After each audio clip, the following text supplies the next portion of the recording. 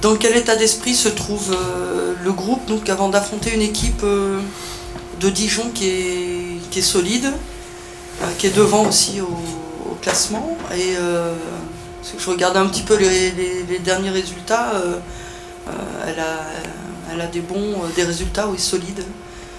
Comment l'état d'esprit et puis comment vous avez passé cette trêve également Oui, on a quelques joueuses qui sont de retour hier, avant-hier, aujourd'hui. C'est un schéma classique de période internationale. Il y a des joueuses qui partent, le groupe est un peu réduit, il y a des jeunes qui montent aussi, ça permet de changer. La semaine dernière, on a fait une semaine totalement différente sur le contenu et l'organisation de semaine. L'état d'esprit est bon et heureusement parce que les résultats restent positifs. Le groupe vit bien effectivement, donc je dirais tout va bien par rapport à ça. Le match de Saint-Étienne, c'était pas simple parce que Saint-Étienne est une équipe, je l'avais dit avant le match, qui a de la qualité tout simplement et de l'expérience. On a bien démarré, donc voilà, on a gagné ce match et puis on enchaîne avec Dijon, mais dans de bonnes conditions, même si j'ai des joueuses qui sont suspendues. Voilà la situation globale. Qui est-ce qui est suspendu Marion et Ketna. Ketna Louis et Marion Torrent suspendus. Comment vous situez votre équipe par rapport à cette équipe de Dijon, on l'a dit, qui est vraiment un rang au-dessus, 2 points d'écart je crois. Comment vous situez le MHSC? Ce que je peux dire, c'est que Dijon, pour moi, par rapport à Nantes et Saint-Étienne qu'on vient de rencontrer, c'est un cran au-dessus. On a une équipe de Nantes qui ne marquait pas beaucoup, qui n'encaissait pas beaucoup de buts, très solide. Saint-Étienne débute, beaucoup de buts, mais aussi beaucoup de buts encaissés, beaucoup de buts marqués, beaucoup de buts encaissés, pardon. Et Dijon nous ressemble plus par rapport à ça, sur les statistiques, quelques clean sheets également. C'est vraiment une bonne équipe. Il y a de très bonnes individualités, il y a eu un bon recrutement de fait à l'intersaison. Des joueuses, une filière de l'Est, là, polonaise notamment, avec des joueuses internationales de qualité. Une équipe qui vient de se qualifier pour l'Euro 25 il y a 2 jours, donc avec des joueuses qui ont participé de Dijon. Voilà, c'est une équipe qui est bien équilibrée aussi, qui joue bien, qui est joueuse, efficace, et qui est aujourd'hui devant nous au classement. Et c'est pas une surprise pour moi, entre le match amical qu'on avait fait et puis leur prestation tout simplement, qu'elles se retrouvent bien classées aujourd'hui, c'est plutôt cohérent.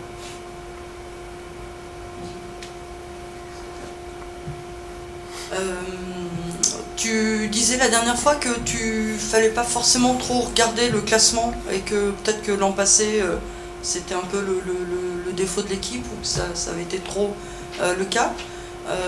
Qu'est-ce que ça change ça aussi? Est-ce que ça veut dire aussi que toi tu as une façon de gérer ton équipe aussi différente par rapport au discours ou même par rapport au le fait qu'il n'y ait plus aussi de joueuses directes, enfin, qui a sa place match après match. Est-ce que tu as ta façon de gérer le groupe, le discours a évolué aussi par rapport à l'an passé? Oui, c'est un discours différent, mais c'est un discours en cohérence avec ce qu'on a évoqué en début de saison, ce que l'on a évoqué aussi ensemble avec le groupe. Et chaque semaine est différente, chaque semaine nous demande un travail qui doit s'adapter un petit peu à l'adversaire, bien sûr, mais qui doit nous faire progresser. Et effectivement, on ne regarde pas le classement. C'est simple, pourquoi ne pas regarder le classement? Parce que les choses sont encore fragiles.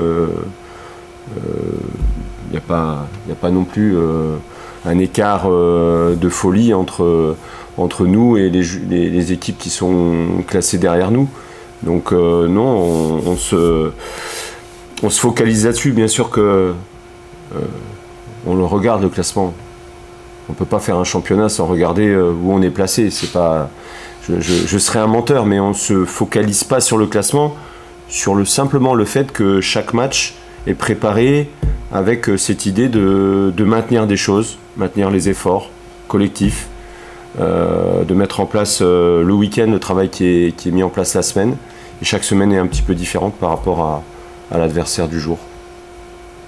Quand on regarde les résultats du MHSC cette saison, vous battez toujours les équipes qui sont dans votre championnat, ou hormis donc PSG, OL, Paris FC. Est-ce que là, justement, ce match-là de samedi, entre une équipe qui est dans votre championnat, c'est une sorte de, peut-être pas de test, on révèle peut-être le test, on réserve le test sur les gros matchs, est-ce que mais voilà, le résultat voudra dire quelque chose pour la suite de la saison? C'est pas faux, on peut pas le nier. Déjà qu'on ait bien négocié les matchs contre les équipes qui pour moi nous ressemblent par rapport aux effectifs et par rapport aux moyens et autres. Dijon en fait partie, ça c'est certain. Donc souvent je contredis la question avec le terme test, virage, tournant, match décisif. Non, il n'y a jamais de match décisif pour moi, sauf le dernier de la saison peut-être, ou quand on se rapproche de la fin, bien entendu. Là, on est tellement loin que c'est pas un virage, c'est rien du tout d'autre. Mais on peut se dire, et ça peut faire partie aussi des défis du groupe, que moi je peux donner au groupe, c'est se dire que on a envie de faire un bon résultat à Dijon, et si on fait un bon résultat à Dijon, effectivement, ça sera un test réussi. Je peux pas le nier non plus, mais restons vraiment focalisés sur comment faire pour encore progresser, avec pour aussi rebondir sur la question précédente, cette envie de concerner tout le monde dans le groupe au maximum, en tout cas avec un maximum de joueuses, de possibilités de rotation. Là il y a 2 suspensions, donc il y aura des changements automatiquement. Voilà, on veut maintenir tout le monde sous pression, mais de la pression positive, avec l'envie de jouer et surtout pas la peur de participer au match avec une grosse motivation, oui. Mais on peut l'appeler aussi, on peut l'appeler test, ça va pas me déranger. Que Dijon soit a priori devant nous ou derrière nous, on sait que c'est une équipe qui nous ressemble. Voilà, ça va jouer sur des détails ce match. Je confirme, pour les avoir vu jouer quasiment tous les matchs, finalement, c'est costaud et ça joue bien. Est-ce que dans le groupe vous mettez une sorte de défi entre guillemets de terminer l'année civile invaincue peut-être, ou est-ce qu'il y a ce genre de défi dans le groupe ou pas du tout? Non, comme pour le classement. J'apprécie beaucoup le fait de ne pas avoir encaissé 2 buts sur un certain nombre de matchs. Ça je l'avoue, et ça a dû être évoqué aussi avec le groupe quand même. Ça c'est bien, ça prouve un état d'esprit, et comme par hasard, et comme Dijon, quand sur plusieurs matchs on n'encaisse pas de but, on fait de bons résultats. Parce qu'on a réussi quasiment tout le temps à marquer, donc ça c'est super.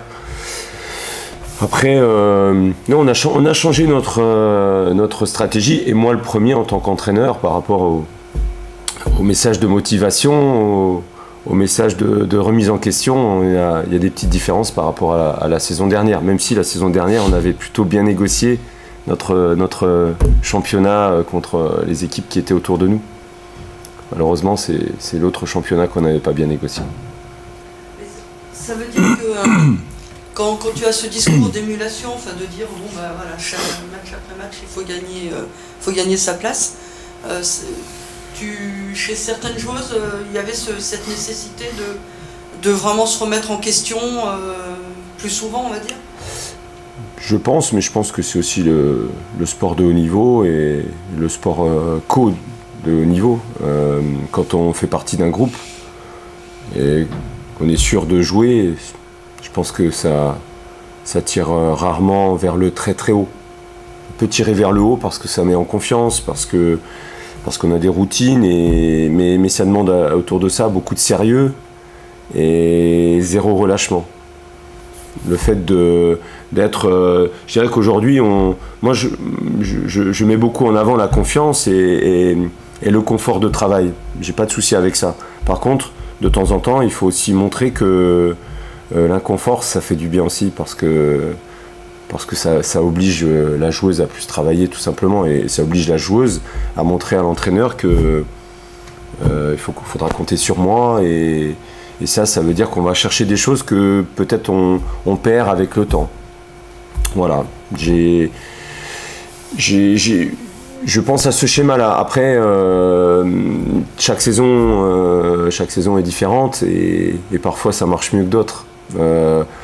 Je trouve que pour le moment, le groupe vit bien, il y a un bon état d'esprit, il y a cette envie de collectivement avancer et bien travailler au quotidien. Donc, pour moi, c'est parfait, il faut continuer. Maintenant, il faut maintenir l'effort. Là, on a 2 matchs avant la fin de l'année, 2 matchs qui sont pour moi importants parce que si on a travaillé jusqu'à maintenant, c'est pas pour s'arrêter aujourd'hui tout simplement. Donc travaillons bien encore aujourd'hui, demain et travaillons bien samedi pour amener des points de Dijon.